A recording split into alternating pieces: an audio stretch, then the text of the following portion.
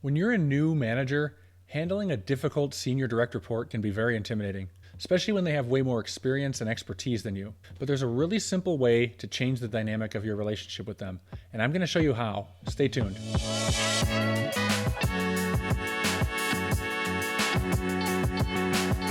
Hey everyone, I'm Doug Howard, and welcome back to my channel. If you're an engineering leader looking to enhance your leadership skills, then you're in the right place, because in today's episode, I'm going to teach you the most efficient and effective way for you to find common ground with a difficult senior level direct report. But before I get too far, make sure you hit that subscribe button and make sure you ring the notification bell too, because I want to make sure that you don't miss any valuable insights on how you can increase your impact as an engineering leader. The longer you're a manager, the more likely it is that you're going to have an extremely difficult employee to deal with. And dealing with someone who has more experience than you is a whole different animal. But before you can fix the problem, you need to understand why people act difficult towards you in the first place. Sure, there are some people who are extremely difficult to deal with no matter what, but in most cases, people aren't difficult, they're just different. And that's where it usually begins. You see, it could be any number of things. Maybe they think differently than you, or maybe they have a different set of ideals or core values. Or maybe your way of doing something is just creating issues for them and you don't realize it. I could give you 1,000 different scenarios, but the point is, when you feel like someone is being difficult with you, the situation typically stems from different perspectives. Now, this might sound painfully obvious, but the reason I'm pointing this out is that usually the problem starts from something very small and barely noticeable, but then it escalates over time. It could start as a minor difference of opinion, but then grow into something bigger, and eventually it alters the other person's perception of you, which makes them believe that they are even more different than you, and it puts up an even bigger wall for you to climb over when you're trying to bridge that gap. This happened to me shortly after I became an engineering manager. One of my direct reports was a senior engineer with over 30 years of experience. Meanwhile, I hadn't even turned 30 years old yet. I'm not going to lie, managing a person with that level of knowledge and experience was pretty intimidating at first.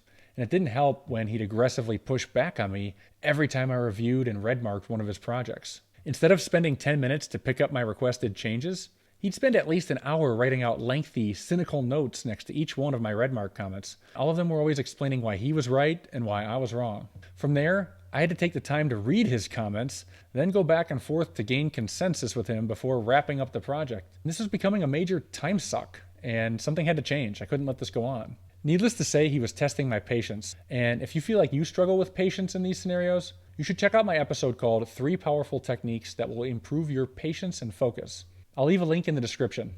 But getting back to my story, I was considering giving him direct orders with clear consequences, but I felt like that would only make the situation worse, given that he wasn't really handling my directions very well so far. I couldn't afford to lose this employee either, so I didn't want to tick him off. So I had to figure out a way to make this work. So instead of, bulldozing him, I took a step back and considered his perspective as a senior level employee. I thought, well, if I were him, I probably wouldn't enjoy my work being challenged by a rookie manager who's half my age. In fact, it would probably make me feel like this person doesn't really recognize my seniority or appreciate my expertise or understand the unique value that I'm bringing to the table. And that would be pretty insulting if I were in his shoes, I'm not going to lie. So now that I understood the problem and why he was acting defensively, I could take a different approach in resolving it.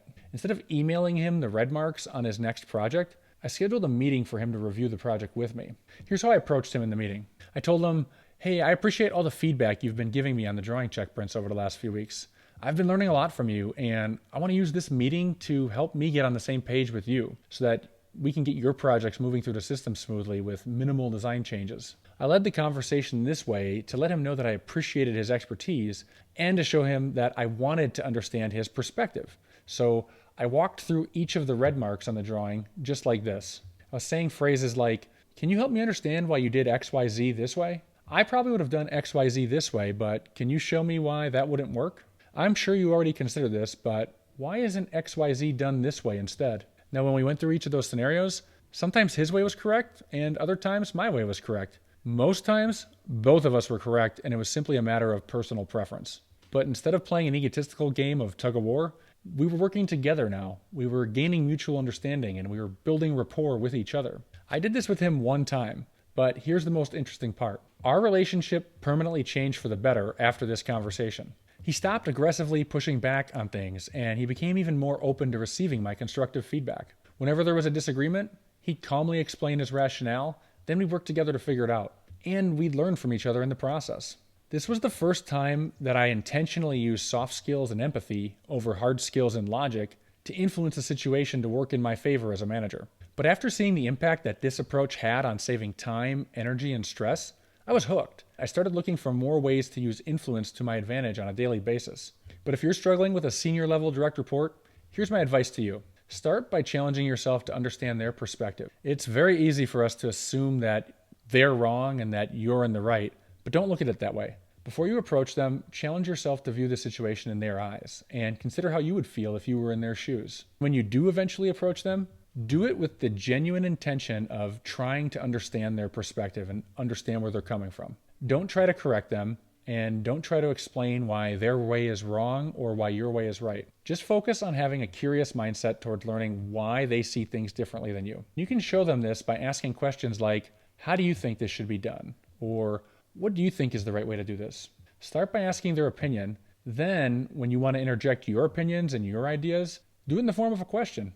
Ask questions like, do you think this would work too? Do you feel like this is a good option? Would you be okay with doing it this way? Doing this in the form of a question is so important because you're keeping the communication line open instead of drawing a line in the sand, which ultimately prevents you from having any chance of influencing the person. If you want them to change something they're doing, propose it as a question and propose it as a temporary trial period.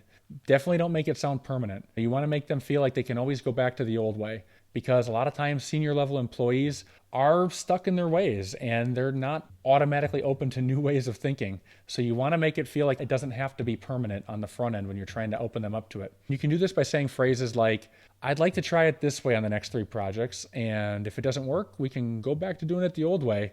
Would you be okay with that?